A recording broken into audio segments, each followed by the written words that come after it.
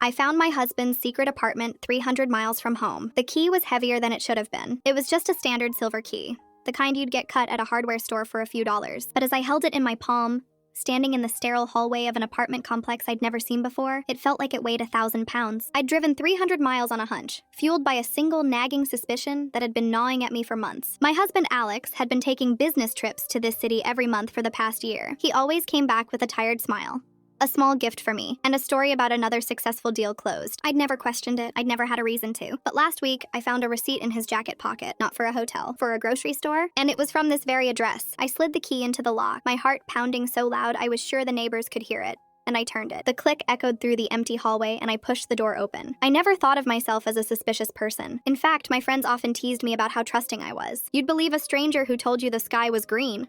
My best friend Rachel would laugh. I'd just shrug and say, why wouldn't I? Most people are honest. I built my life on that belief. I built my marriage on it. Alex and I had been together for 12 years, married for 8. We met in a crowded coffee shop when I spilled my latte all over his crisp white shirt. Instead of getting angry, he laughed, handed me a napkin, and said, I was getting bored with this shirt anyway. He was charming, easygoing, and incredibly patient, especially with my tendency to overthink everything. He balanced me out. I was the worrier. He was the calm. I was the planner. He was the spontaneous one. We were the perfect complement to each other, or so I thought. We lived in a cozy 2-bedroom bungalow in a quiet suburb of Columbus, Ohio. It wasn't grand, but it was ours. The front porch had a creaky swing where we'd drink lemonade on summer evenings, watching fireflies flicker in the twilight. Our kitchen was small, but I'd made it warm with bright yellow curtains and shelves lined with mismatched ceramic plates we'd collected from flea markets. I worked as a high school art teacher, a job I adored. Alex was a regional sales manager for a mid-sized tech company, which meant he traveled occasionally. At first, it was just a few overnight trips to nearby cities, but over the last year,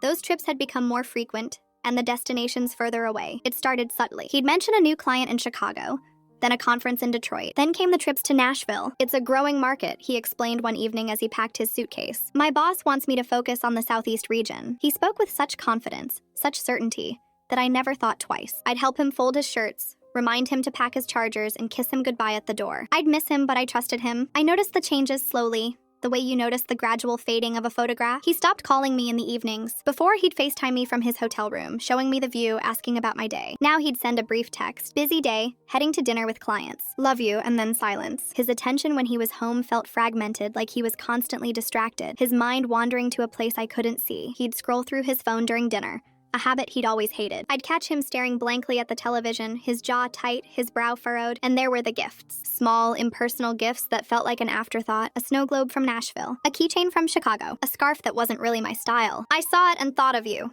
he'd say, but his voice lacked its usual warmth. It was as if he was going through the motions, ticking a box labeled dutiful husband. I brushed it off. He was tired. Work was demanding. We were in a rut, that inevitable phase all long-term couples go through. I started planning little surprises to rekindle the spark. A candlelit dinner, a weekend getaway to a nearby lake. But he was always too exhausted or had to catch up on reports. The rejection stung, but I told myself he wasn't rejecting me. He was rejecting the stress, the pressure. It wasn't personal. Then I found the receipt. It was a Tuesday, and I was doing laundry. I always checked his pockets before tossing things in the washer, a habit born from the time I accidentally washed a permanent marker. I found the receipt crumpled in the pocket of his navy blue suit jacket. It was from a grocery store called Green Valley Market. The address was in Nashville. That wasn't unusual, but the items listed were a carton of eggs, a loaf of bread, a container of milk, a bag of coffee beans, and a package of fresh strawberries. It was a substantial grocery haul.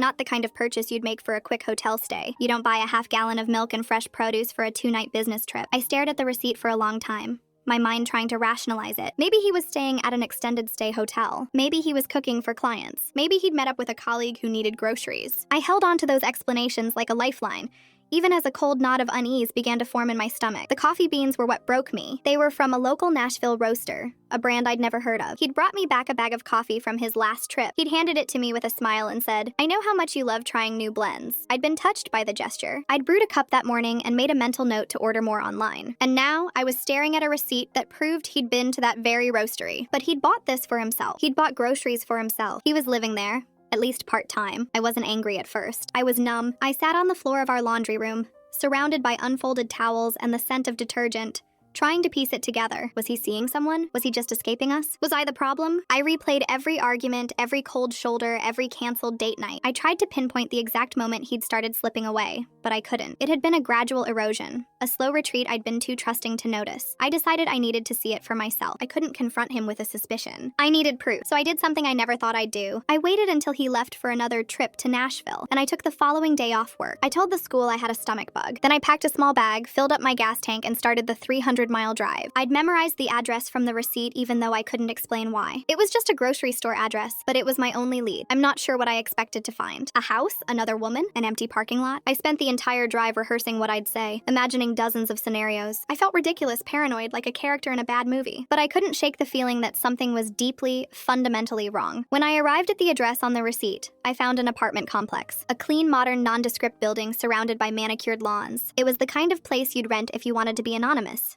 To disappear. I saw the leasing office and, on a whim, walked in. I told the woman at the front desk that I was Alex's wife and that I'd forgotten which unit was his. I said it with a casual smile, as if it were the most natural thing in the world. She looked at me, a flicker of confusion crossing her face. Unit 3B, she said. He's a very private tenant. We don't see him much. My heart plummeted into my stomach. He'd been coming here for months. He had a key. He had groceries. He had a life I knew nothing about. I thanked her, walked to the building, and went up to the 3rd floor. I stood outside Unit 3B, my hand trembling, and I pulled out the key I'd found in his sock drawer, a key I'd assumed was for an old filing cabinet. I slid it into the lock. It fit perfectly. The click was deafening, and then I pushed the door open. I remember standing frozen in the doorway, my hand still gripping the doorknob like it was the only thing keeping me tethered to reality. The apartment was small, a modest one-bedroom unit that looked like it had been furnished in a hurry. The couch was a generic beige, the kind you'd buy from a discount furniture store. The coffee table was bare except for a single coaster and a remote control. There were no photographs on the walls, no personal touches, no evidence of a life being lived, but there were signs. Subtle, damning signs that painted a picture I didn't want to see. On the kitchen counter, a half-empty bag of coffee beans sat next to a French press. Beside it, a ceramic mug with a faded logo from a local Nashville bookstore. I picked it up and ran my thumb over the rim. It was clean, recently washed. He'd had coffee here this morning. He'd woken up in this apartment, made his coffee, and gone about his day while I was 300 miles away, sleeping alone in our bed, worrying about his safety. I walked into the bedroom on legs that felt disconnected from my body. The bed was made with military precision. The navy blue comforter pulled tight and smooth. A pair of his sneakers sat neatly by the closet. His sneakers, the same ones I'd bought him for his birthday. He'd told me he lost them on a business trip. I'd felt so sorry for him, I bought him a replacement pair the next week. He'd let me waste that money. He'd let me feel sorry for him while he was hiding a whole other life. The closet was small, but it held enough. A few button-down shirts, 2 pairs of slacks, and a leather jacket I'd never seen before. I pulled the jacket off the hanger and held it to my face. It smelled like him, that familiar combination of his cologne and something else, a faint floral scent that wasn't mine. My stomach lurched. I dropped the jacket like it had burned me and stumbled backward. I found myself in the bathroom, my reflection staring back at me from the mirror. I looked pale, hollow-eyed, a ghost of the woman who'd left home this morning. The medicine cabinet was stocked with the same brands we used at home. His deodorant, his toothpaste, his prescribed allergy medication. He'd made sure everything was in place. He'd planned this meticulously, down to the smallest detail. I opened the drawer beneath the sink, not sure what I was looking for, but knowing I needed to see everything. Inside was a stack of papers. Receipts mostly. Restaurant receipts, grocery receipts, a dry cleaning ticket. I sifted through them,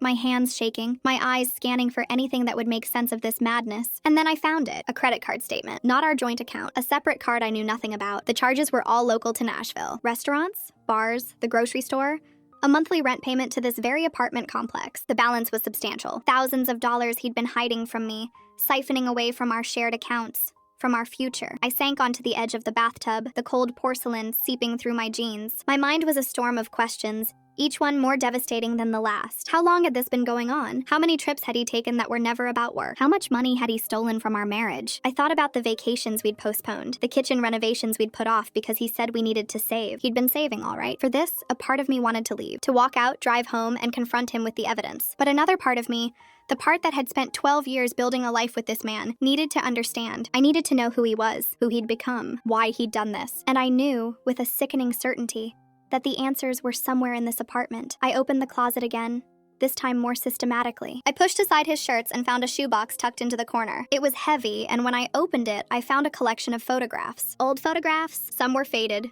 the corners curled with age. They showed a woman I'd never seen before. She was pretty, with dark hair and a wide, easy smile. In one photo, she was sitting on a picnic blanket, laughing at something off camera. In another, she was standing next to Alex, his arm draped around her shoulders, both of them young and carefree. They were at a lake somewhere.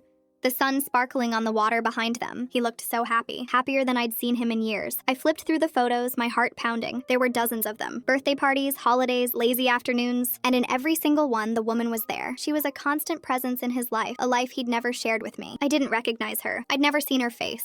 Never heard her name. But the intimacy in those photographs was undeniable. They weren't just friends. They were something more. Something he'd kept hidden from me for the entirety of our marriage. I found a letter at the bottom of the box. It was handwritten on cream-colored stationery, the script elegant and flowing. My hands trembled as I unfolded it, my eyes scanning the words. It was from the woman. Her name was Jessica. She wrote about missing him, about how she couldn't wait to see him again. She mentioned their special place, and how she still remembered the first time they'd met. The letter was dated 2 weeks ago. 2 weeks ago, he'd been here reading this letter, hiding this woman from me. I felt bile rise in my throat. I stumbled into the kitchen, my vision blurring with tears I hadn't realized I was crying. I gripped the edge of the counter, my knuckles white, and I forced myself to breathe. In, out, in, out. I thought about our life together. All the moments I'd treasured, all the memories I'd held so close to my heart. Were they all lies? Every anniversary, every whispered, I love you, every quiet morning we'd shared, was there any truth left? And then I heard it, a key turning in the lock. The door swung open and Alex walked in, his eyes on his phone, a bag of takeout in his hand. He looked up and his face went pale, his mouth falling open in shock. The bag slipped from his fingers, hitting the floor with a soft thud. For a long, agonizing moment, neither of us spoke. We just stared at each other, the silence between us louder than any words could ever be. Violet, he finally breathed, his voice barely a whisper. What are you doing here? I looked at him. This man I'd loved for 12 years. This man I'd trusted with my entire heart, and I felt something inside me shatter, not break, shatter, into a million pieces I wasn't sure I'd ever be able to piece back together. I found your apartment, Alex,